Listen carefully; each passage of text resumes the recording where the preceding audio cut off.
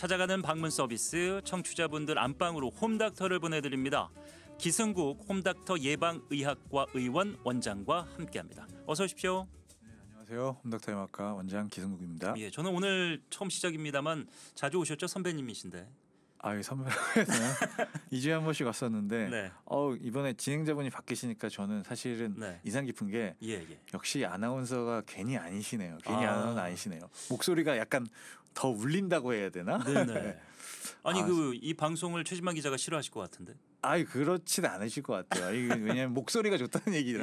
아나운서에게 고맙습니다. 목소리 좋다는 건 너무 당연한 거 아닌가요? 예. 인물은 최진만 기자가 좀 더 낫지 않은가 개인적으로 저는 생각하고 있습니다. 겸손하십니다. 예. 지난 시간까지 저희가 예방과 관련해서 1, 2차 예방에 대해서 이야기를 했는데요. 오늘은 건강 관련해서 친숙한 주제를 들고 오셨죠? 네. 사실 자연스럽게 2차 예방까지 했으면 3차 예방에 들어가야 되는데 아무래도 약간 맥락이 좀 사라졌다고 생각해서 메인 진행자가 바뀐 관계로 아주 기초적인 내용부터 다시 얘기해 보려고 합니다. 예. 그래서 사실 제가 오늘 고른 주제는요. 건강의 형성이에요. 사람의 건강이 어떻게 형성돼서 어떻게 변화되어 가는가에 관한 이야기입니다. 그래서 이번에도 되게 간단한 질문으로 시작하려고 해요. 저한테 질문하시는 거예요? 네. 이전 최진만 기자께는 굉장히 자주 질문 드렸었는데요. 네. 앵커님은 혹시 건강에서 가장 중요한 게 뭐라고 생각하시나요? 루틴? 사실은 연구할 때 항상 들어가는 건데 연령 성별이거든요. 네, 성별도 중요하긴 한데 그중에서도 나이가 제일 중요하죠. 세월에 이기는 사람이 없죠. 90대 건강 좋다고 막 TV에 나오시는 분들이 있잖아요. 그래도 일반적인 10대만 하겠습니까? 네. 제가 항상 또 제가 제 환자군은 제 평균 나이가 만 85세거든요. 네. 70대의 젊은 환자들을 보면 되게 하소연을 많이 해요. 여기 아프다 저기 아프다 죽겠다 그러는데 만 90세쯤 되면요. 지금 말씀하시는 증상을 말하는 환자가 아예 없어요. 네. 증상이 없는 환자가 아예 없어요. 그쵸. 그러니까 결국은 오늘이 제일 건강하죠. 나이가 제일 중요합니다. 뭐 저는 익숙합니다. 저희 어머니가 이제 오늘은 허리가 아팠다. 내일은 무릎이 아팠다. 오늘은 두통이다. 뭐 이런 날씨 궂으면은 예전에 다쳤던 데가 아프다. 뭐 이런 말씀 많이 하시는데 그게 어떻게 보면은 자연스러운 그냥 흐름이죠. 네, 그렇죠. 세월의 흐름에 따라서 인간의 기능이 서서히 감퇴되어 가는데요. 사실은 뭐 완치 이런 개념보다 관리 이런 걸 말씀을 드리는 게 건강에 대해서도 기본적인 생각이 내가 가진 건강을 처음에 젊은 시절까지 잘 만들어 나가다가 나중에 성인기 이후에는 이걸 점점 소진하면서 살아간다. 이런 개념으로 생각한다면 사실은 다시 회복되거나 그것을 소위 말하는 생명력을 늘릴 수 있는 방법은 없다고 봐야죠. 그러니까 최대한 아껴 쓰는 게 사실은 현명한 방법이죠. 결국에는 오늘이 가장 젊은 날인 것처럼 오늘이 가장 건강한 날이기 때문에 오늘부터 앞으로의 건강을 위해서 잘 챙기자. 네, 그렇죠. 이렇게 정리를 하면 되겠네요. 네. 자, 오늘 건강에 대해서 궁금하신 점 시원하게 풀어드리겠습니다. 단문 50원, 장문 100원이 되는 문자죠. 샵 0999번으로 문자 주시면은 홈닥터 기승국 원장부로부터 직접 답변을 한번 드릴 수 있는 기회를 여러분께 드리도록 하겠습니다.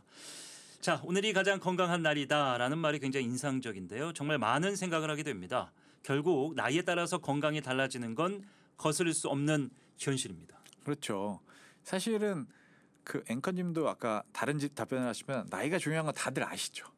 근데 사실 굳이 나이에 대해서 얘기를 안 하는 거는 바꿀 수 없다는 걸 당연히 아니까요. 제가 내년이 되면 한 살 많아지는 건 당연하죠. 근데 다만 나의 개념을 이렇게만 보지 않고 좀 더 확장해서 본다면 다시 젊어질 수 있는 방법을 생각해 볼 수 있지 않을까 합니다. 그래서 오늘은 약간 단순한 나이를 조금 더 다양한 개념의 연령으로 이 연령들이 어떻게 결정해야 되나 이런 것들에 관해서 이야기해 보려고 합니다. 저는 가장 이제 자주 만난 친구들이 이제 아무래도 이제 대학 시절 저는 합창단을 했기 때문에 합창단 동기들을 자주 만나는데 보면은 저는 어쩔 수 없이 이제 방송을 오래 하다 보니까 나름 관리가 좀 돼 있어요. 근데 제 친구들은 거의 이게 내 친구들인가 내 삼촌인가 싶을 정도로 배 나오고 뭐 말을 하기 좀 힘들어요. 방송 듣고 있는 제 친구들이 싫어할 것 같습니다만 주민번호상으로도 같은 해에 태어난 저희 동갑내기들인데 몸의 건강 상태는 그냥 겉보기에도 굉장히 달라 보이거든요. 흔히 쓰는 나이와 비교할 때 의학적으로 다른 개념이 언급된다고요? 네. 사실은 주민등록상은 동갑 예. 이런 얘기를 하셨는데요. 이건 사실은 누구나 가장 먼저 생각할 수 있는 나이죠. 이제 학문적으로는 연대기적 연령이라고 합니다. 결국 누구에게나 똑같이 흐르는 시간이죠. 뭐 스포츠 같은 경우 뭐 따질 때 뭐 홈런왕 뭐 20년 뭐 245일씩으로 최연소 홈런에 탄생했다. 이런 기사를 보신 적이 있으실 거예요. 이게 바로 연대기적 연령이고요. 약간 뭐 한국은 약간 연도별로 끊어서 한국 나이를 세기 때문에 지금 현재로서 연대기적 연령에 가까운 것은 만 나이라고 볼 수 있죠. 예. 그러니까 사실은 뭐 2025년 1월 1일에 태어났다. 이런 아이들은 연대기적 연령이 완전히 동일한 거예요. 근데 결국 이 연대기적 연령은 줄일 수 없고요. 근데 아까 말씀하신 것처럼 이 주민등록 앞자리가 똑같아도 건강이 동일한 건 아니잖아요. 그렇죠. 그렇기 때문에 사실은 조금 다른 개념의 나이가 필요한 거죠. 네. 우리가 항상 이제 나이와 건강을 연관지어서 얘기할 때 제 친구들도 가끔 그런 거예요. 그러니까 본인들보다 제가 조금 더 이제 젊어 보인다고 생각하는지, 네. 야, 너 뭐 저기 뭐 좋은 데서 일해서 그러냐, 아니면 뭐 좋은 걸 먹어서 그러냐, 아니면 뭐 운동해서 그러냐, 뭐 많은 걸 물어봐요. 나이가 들었는데도 젊어 보이는 분들은 단순히 뭘 좋은 걸 먹어서만은 아니잖아요. 네, 사실은 뭐 여러 가지가 결합된 거죠. 네. 사실은 잘 생각을 해보시면은 저도 뭐 각자 뭐 직업에 따라서 달라질 수 있고 네. 사실은 그 사람들이 되게 유전자에서 되게 중요시 여기거든요. 근데 사실은 나이가 들어가면 유전자 검사를 할 필요가 별로 없어져요. 예. 왜 그런지 아세요? 유전적으로 비슷해져 가나요? 그게 아니라 네. 유전자 효과가 떨어지는 거죠. 특성이 왜냐하면, 사라진다. 네, 환경에 따라서 영향을 많이 받아서 환경적 요인이 점점 커지면서 각자의 길로 건강이 변화하게 됩니다. 그래서 나이가 들면은 사실은 건강 상태가 굉장히 다양하죠. 예. 뭐 예를 들어서 저는 항상 예를 드는 분이 그 지금 길병원에 가천대 길병원의 이길려 총장님인데 네. 그분은 나이가 90 지금 찾아보니까 만 93세시더라고요. 거의 뭐 60대로 네. 보이죠. 그렇게 보이죠. 예. 그리고 뭐 사실은 제 환자들 93세쯤 되면 거진 다 누워 있거든요. 와상이거든요. 그리고 또 남자들 중에 93세까지 사는 분 있나요? 대부분이 80대 초중반. 뭐 길어요. 그 정도에 예. 돌아가시죠. 93세까지 도달하지 못하시는 분들도 있죠. 사실은 뭐 이런 특성을 고려하면 각자 건강이 각자의 길로 가거든요. 네. 그래서 조금 생각해 볼 수 있는 게 표현형 연령이라는 거예요. 표현형 연령. 네. 이 표현형 하면 멘데르 유전 법칙이 떠오르실 텐데요. 네. 좀 더 자세히 설명하면 표현형은 유전형과 환경의 상호작용에서 유래하는 생물을 관찰 가능한 특성입니다. 그러니까 말 그대로 인간 외향적으로 혹은 기능적으로 나타나는 것이 표현형 연령이라고 할 수 있어요. 네. 그래서 뭐 우리가 흔히 말하면 아까 말씀하신 것처럼 노안, 동안 이런 것들이 표현 연령의 일종이죠. 그러면 연대기적 연령이라는 걸 앞서 이제 얘기하셨잖아요. 네. 그런 거랑 비슷하게 이제 표현형 연령도 일정하게 나이를 먹어가면서 특징들이 좀 비슷하게 나타나는 겁니까? 각자의 길로 이게 아까 그 사실 노인의학에서는 되게 네. 중요한 게 노인 포괄 평가라는 게 평가의 골드 스탠다드예요. 그게 예. 무엇이냐면은 이제 초반에는 젊었을 때는 다 비슷하게 건강하잖아요. 네. 네, 비슷하게 건강한데 나이가 들면서는 환경 노출과 경험이 아주 크게 다르기 때문에 건강이 다른 방향으로 흐르게 됩니다. 그래서 노인쯤 되면은 정말 맞춤형 진료가 필요하게 돼요. 네. 왜냐하면 건강 상태가 너무 개별화돼 있기 때문에 어떤 분은 엄청 좋고 어떤 분은 너무 안 좋고 이렇기 때문에 심지어 제가 되게 기억나는 것 중에 하나는 제가 아주대 출신인데 아주대 정신과 모 교수님이 그런 얘기를 하시더라고요. 예. 자기가 레지던트 할 때 한번 환자를 본 적이 있는데 그 환자가 그 행렬병자 노숙인이었죠. 봤는데 어떻게 표현하셨냐면 봤는데 너무 건강 상태가 안 좋고 너무 늙어 있어서 같은 시대를 산 사람이라고는 생각되지 않을 정도로 늙어 있었다. 예. 이렇게 됐거든요. 그러니까 사실은 시간 지날수록 험한 인생을 살게 되면 빨리 늙는 거죠. 뭐. 아주 간단하죠. 네. 말씀하신 대로 이제 뭐 90세에 활발하게 활동하시는 분들도 있는 반면에 대부분의 분들은 이제 거동이 불편하시기도 하고 네. 이런 것들이 이제 여러 가지 환경적인 요인, 본인들이 얼마나 관리를 했느냐 이런 네. 개별화, 파편화되면서 네. 극명하게 이제 차이가 난다 이렇게 해석이 그렇죠. 되는 거죠. 네. 그래서 뭐 아까 말씀드린 것처럼 젊은 사람들은 거의 유사하게 건강합니다. 젊은이들 웬만큼 뭐 제가 산업보건 현장에 가면요. 젊은 20대 초반이나 10대 후반의 애들이 그래요. 너무 자기는 너무 건강이 안 좋아요 얘기를 하는데 예. 사실은 그들이 안 좋다는 것과 90대 노인, 80대 노인이 안 좋다는 건 전혀 다르죠. 왜냐하면 젊은 사람들은 거의 중간에 싹 몰려 있고요. 뒤로 나이가 들수록 그것들이 점점 분포도가 넓어지면서 굉장히 다양한 건강 상태를 가지게 됩니다. 예. 외양뿐만 아니라 기능적으로도 그렇죠. 뭐 사실은 외양적으로 안 좋은 사람이 기능도 안 좋긴 한데요. 아까 말씀드린 것처럼 재환자들은 나이가 들면 거의 와상이라고 했는데 예. 또 기능 좋으신 분들은 뭐 90대가 넘어서도 저희 친척 중에도 지하철 타고 사람들 만나러 다니는 분들이 있으니까요. 예. 그러니까 완전 와상인 환자와 지하철 타고 걸어 다니고 이럴 수 있는 90대 노인을 생각한다면 굉장히 접근 방법이 달라야겠죠. 의학적으로도. 예. 표현형 연령이라고 말씀하셨으니까 제가 하나 질문 드릴게요. 그러면 네. 혹시 여기서 공개하실 수 있으시죠? 기승국 원장님의 나이는? 저는 한국 나이로 47세입니다. 우와. 네. 그러면 제가 보기에는 네. 엄청 젊어 보이세요. 감사합니다. 저는 아까 처음에 문 열고 들어오실 때 네. 굉장히 젊은 의사분이시다. 원장님인데. 네. 감사한데요. 예, 주름도 별로 없으신 편이고 피부도 감사합니다. 지금 아무것도 안 하셨는데 피부도 톤도 좋으시고 갑자기 제가 의사가 된 것 같은데 그런 얘기 많이 들으시죠 주변에서. 젊어 보이긴 한데요. 이게 예. 되게 중요한 게 아까 말한 표현형이라는 게 관찰 가능한 특성이라고 했는데 예. 단순하게 외향적으로 보는 것뿐만 아니라 내부적인 인체의 기능도 봐야 되는데 저는 팔굽혀펴기 한번 해볼까요 지금? 전 그거보다 예. 저는 고혈압약이랑 이상지질혈증 약을 다 먹고 있어요. 그래서 그건 신체 유전적 기능- 요소가 좀 크지 않습니까? 지질 관련해서 이제. 그런 걸 수도 있고 예. 저도 이제 약간 운전을 많이 하고 그러다 보니까 좀 건강에 운동을 안 하고 그래서 네. 건강이 안 좋아진 게 아닌가 싶어요. 그러니까 네. 사실은 외향적으로 젊어 보인다 이런 거보다는 사실은 신체 기능. 그러니까 저는 고혈압이라고 하면 혈압을 조절하는 기능이 떨어져 있고 콜레스테롤 약을 먹고 있다면 콜레스테롤을 조절하는 기능이 떨어져 있는 거죠. 그러니까 네. 저는 사실 노력을 엄청 많이 해야 되는데 예. 참 남들한테는 운동 많이 하라고 하고 전 솔직히 좀 부끄러운 면이 있어요. 예. 죄송합니다 갑자기 그냥 나이 여쭤봤는데 이제 몸의 건강 상태까지 공개하고 마셔갖고. 그 앵커님은 뭐 고혈압 약이나 이런 건 안 드시나요? 저는 아직 먹는 약은 없어서. 예. 저보다 훨씬 건강하신 거죠. 그렇게 보면 그것도 표현형 연령에 다 포함이 된다. 네, 그렇죠. 그것까지를 관찰해야 된다. 네, 여러분들이 그런 이제 좀 거죠. 확실하게 이해가 되셨을 것 네, 같아요. 네. 단순히 겉보기에만 동안이라고 해서 네. 그 사람이 건강 상태가 좋은 건 아니다. 그렇죠. 라는 해석이죠. 자, 연대기적 연령, 표현형 연령까지 저희가 살펴봤는데 정말 흥미롭습니다. 이런 얘기들 잘 평소에 못 들어보셨을 것 같은데 나이에 대한 또 다른 개념이 있을까요?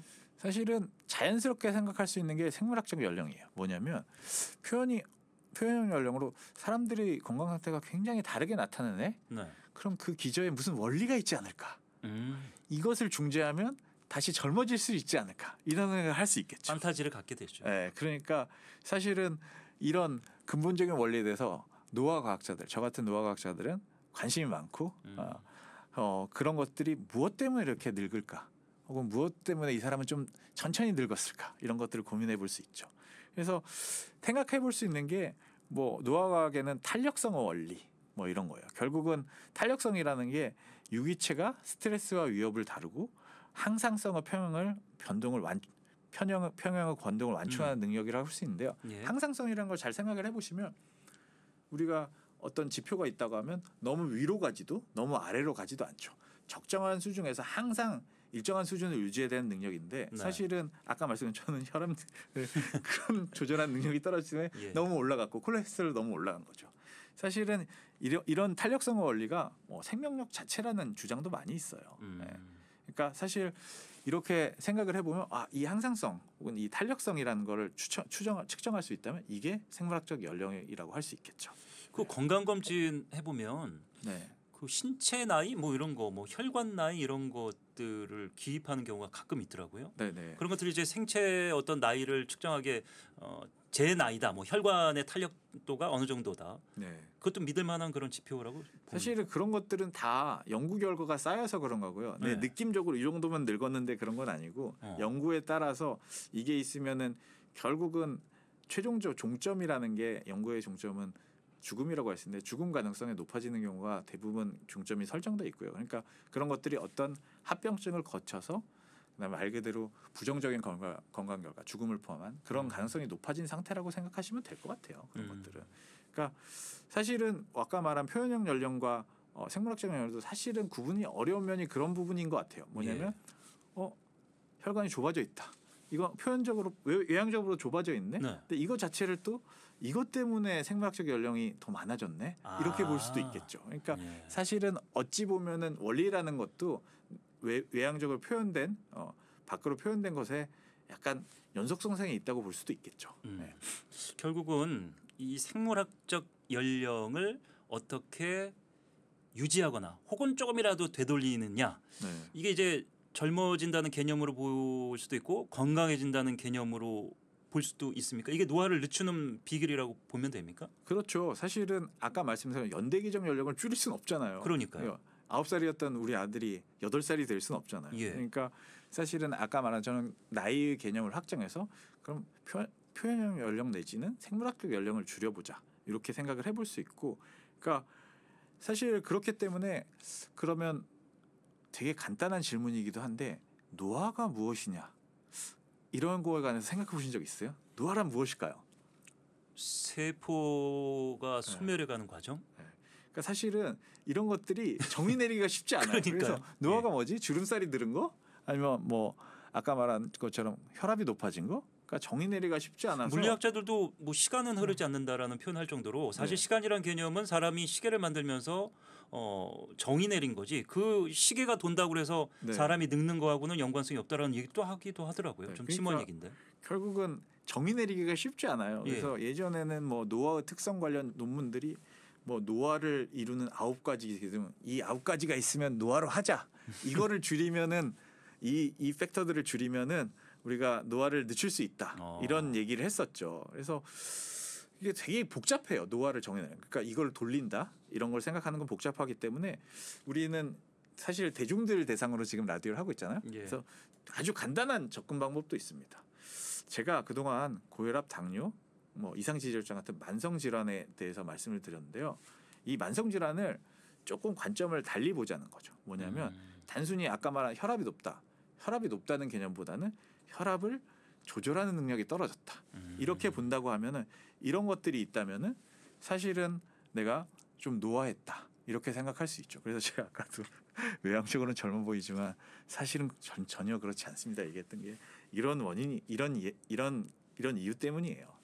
근데 현대인들이 그럼 좀 그 착각하는 거네요. 현대인들이 볼 때 무조건 이제 안티 에이징이라고 하면은 네. 뭐 겉으로 보기 이제 피부에 주름이 있느냐, 네. 아니면 뭐 볼이 처졌느냐, 올라붙었느냐, 네. 배가 나왔느냐 안 나왔느냐 이런 네. 것만 그냥 보고 어우 네. 젊어 이렇게 얘기하는데 네. 이렇게 해석하는데도 조금 지양해야 될 점이 있는 거네요. 그렇죠. 사실은 그거는 외향적으로 정말 사실은 이 외향은 진짜 건강을 측정하는 데는 사실은 좀 상관관계 없다고 해야 될까요? 그런 외향을 보고 젊어졌다고 생각을 하는데 사실은 성형 수술을 한다고 해서 내가 생물학적 기능이 좋아지거나 그러진 않죠. 그렇죠. 사실은 이런 얘기를 드리면 참 민망하긴 한데 저는 오히려 성형 수술하면은 생물학적으로는 더 늙는다고 생각하거든요. 대표적으로 그 라식 같은 수술 하면은 라식이 이게 각막을 깎아내잖아요. 예. 근데 각막이라는 게 의미가 없는 게 아닐 텐데 사실은 그 각막이 노화에, 없는 것보다 있는 게 더 나은데 각막이라는 게 우리가 예비적인 노화의 과학에선 예비적 능력이라는 개념이 있거든요. 네. 그게 뭐냐면 우리가 최선을 다하지 않고 항상 어느 정도 대응할 정도의 기능을 남겨놓는다는 얘기. 일종의 여유, 생물학적인 여유죠. 뭐냐면 앵커님은 걸으실 때 최선을 다해서 걸으시나요? 아니죠. 최대한 에너지를 적게 소모해요. 그래서 에스컬레이터 타고 그런 거 아닌가요? 그래서 걷다가도 우리는 뭐 돌부리에 걸려 넘어진다면 대응을 해서 손을 짚고 이럴 수 있죠. 그래서 주머니 손 넣지 말라고 겨울에 그렇게 얘기하는 건데. 그런데 노인이 되면은 아마 길 가는 노인들 특히 그 횡단보도 건너는 노인들 신호가 바뀌었는데도 못 건너는 노인들을 본 적이 있으실 거예요. 예, 기다려주기도 하고 그러시죠 시민들이. 네, 그분들은 최선을 다해 걷고 있는 겁니다. 걷는 데에도 예비적 능력 모든 걸 다 소모하고 최선을 다해. 예비적 능력이 별로 없죠. 근데 사실은 성형 수술이나 이런 걸 한다고 하면은 사실 미용을 위해서 예비적 능력을 깎아서 없애버리는 거죠. 주름을 땡긴다고 하면 이것도 사실은 뭐 주름 땡기는 분 이게 제가 알기로는 절제해가지고 뒤에서 꼬맨다고 꼬매버린다 했는데 그럼 실제로는 신체적인 내가 가진 예비적 능력이 사라질 가능성이 높은 거죠. 그래서 저는 성형 수술하면은 건강보험료 더 올려야 된다고 생각을 합니다. 왜냐하면 향후에 그 예비적 능력이 사라진 대가를 건강보험 우리 모두가 커버하게 될 거니까요. 네. 네. 그 제가 아는 이제 치과 원장님 비슷한 얘기를 하시더라고요. 뭐 이렇게 요즘에 연예인뿐만 아니라 일반인들도 하얀 치아를 갖고 싶어서 라미네이트라는 시술을 하는데 그게 사실 기존에 자기 이를 좀 깎고 뭐 이렇게 해서 거기에 더 씌우는 거잖아요. 네. 그러면은 그 치아의 기본을 건드리는 게기 때문에 나이 네. 들어서 고생할 확률이 높다. 막 이런 네, 치과 거죠. 원장, 의사 선생님들이 싫어할 얘기 제가 하나 했습니다. 아니 미용적으로는 하이고 좋아지는데 네. 사실은 이빨 자체 씹는 기능이나 이런 건 약해지고 그러니까요. 노화했을 때는 그것들이 어떤 효과를 일어날지 사실은 예측이 좀 어려운 부분이 예. 있죠. 네. 민감한 얘기를 잠깐 해봤습니다. 자, 청취자 질문을 한번 살펴보도록 하겠습니다. 요즘 저속 노화가 유행이다. 그러니까 결국에는 이제 노화 속도를 늦추는 길이 최선이다라는 테마인데 의학적으로 이게 맞습니까? 사실은 제가 노인의학 공부할 때는 요즘 많이 공부를 안 했지만 네. 뭐 성공 노화, 뭐 활동 노화, 건강 노화 같은 개념은 많이 얘기했거든요. 있었는데. 근데 저속 노화라는 얘기는 제가 최근에 처음 들었습니다. 그러니까 이런 용어는 학문적인 용어라기보다는 아까 말씀드린 것은 대중들을 위한 용어가 아닌가 싶어요. 네. 그래서 되게 간단한 건데 뭐 정말 건강한 생활 습관 유지하면 느리게 노화할 테니까 이거를 간단히 그 내자 용어로 저속노화라고 그 이름 붙인 게 아닌가 싶어요. 사실은 노화에 대한 중재, 뭐 노화에 대한 중재로 현재까지 과학적 근거가 있는 거는 뭐 식이 제한 혹은 칼로리 제한밖에 정도밖에 없거든요. 그래서 요즘 보니까 저속 노화하면 항상 식단 얘기하는 게 이 때문에 그런 게 아닌가. 그러면은 그 간헐적 단식이라고 저 솔직히 하거든요. 저는 18대 뭐 16대 뭐 이거 해서 사실 배 나온 걸 막으려고 하는데 이게 공복 시간을 늘리면 더 건강하고 오래 살 수 있는지라는 질문이 있었어요. 과학적으로 이건 근거가 있습니까? 사실은 저는 이제 그 관련 논문은 보지 못했는데 그냥 생리학적으로 생각을 해본다고 하면은 제가 식이 관련 문헌도 많이 있고 학회에서 발표를 많이 들었는데요. 건강한 식이는 결국은 밸런스 다이어트, 균형 잡힌 식사란 얘기예요. 간헐적 단식은 잘 생각해 보면 간헐적 폭식입니다. 결국에는 먹는 양은 한끼 꼬라 먹는 거, 다 몰아먹는 거기 때문에 결국은 제가 봤을 때는 만약 한다고 하면 소식을 유지하면서 그 소식마저도 세 번에 걸쳐 나눠 먹는 게 낫지 않나 생각이 들어요. 짧게 한 10초 답변. 그렇다면 현 시점에서 과학적으로 노화를 늦추는 데 가장 효과적인 것은 칼로리 제한이죠. 알겠습니다. 적게 드시는 겁니다. 칼로리를 좀 낮추고 운동을 꾸준히 하고 이게 결국엔 이제 기본으로 돌아가는 거죠. 이 정도에서 마무리를 지어야 될 것 같습니다. 자, 건강하게 살아가기 위한 건강 이야기 기승국 원장님께서 수고해 주셨습니다. 오늘 말씀도 고맙습니다. 네, 감사합니다. 예, 고맙습니다.